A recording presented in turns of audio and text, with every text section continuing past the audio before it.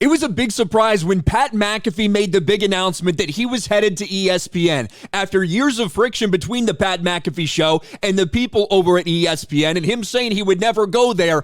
All of a sudden, he made a big money, big time deal to bring the entire show to that network. And it wasn't too long before people who were skeptical, people who thought, wow, maybe they're going to try to control him, maybe things aren't going to work out, there started to be some issues. And Pat McAfee himself accused some people at ESPN of trying to sabotage him. Pat McAfee accuses specific ESPN employee for sabotage amid the Aaron Rodgers dispute. And all of this occurred months ago, the end of 2023, beginning of 2024, when all the Aaron Rodgers, Jimmy Kimmel stuff really started taking off. And now we know that that person was longtime ESPN executive Norby Williamson, a dude who's been there for decades, who hated McAfee, who did everything he could to leak things to the press, try to get his show destroyed. And recently, Pat McAfee says, you know what, I don't take anything back. It was a warning shot to this guy. I was telling him, we're not going to put up with this kind of bullshit. And apparently in this war, Pat McAfee just officially won.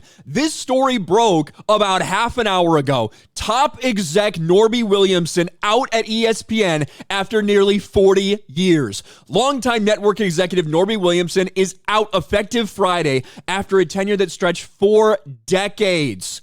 About a year ago, Burke Magnus was promoted above Williamson to become president of ESPN content. Sources say Magnus and Williamson did not share a vision that aligned with ESPN's long-term strategy, and that Magnus made the decision to part ways with the seasoned executive. You know what that disagreement's about?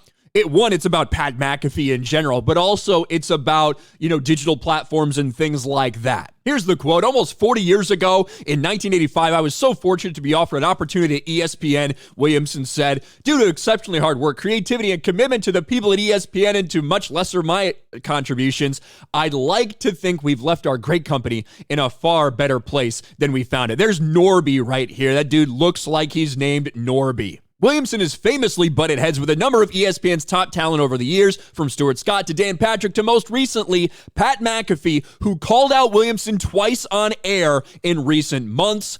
McAfee hinted that Williamson had leaked negative ratings info and accused him of trying to sabotage the show. One source insisted Williamson's exit was not at McAfee's behest, and he would have inevitably happened as a result of him having a different content vision than Magnus.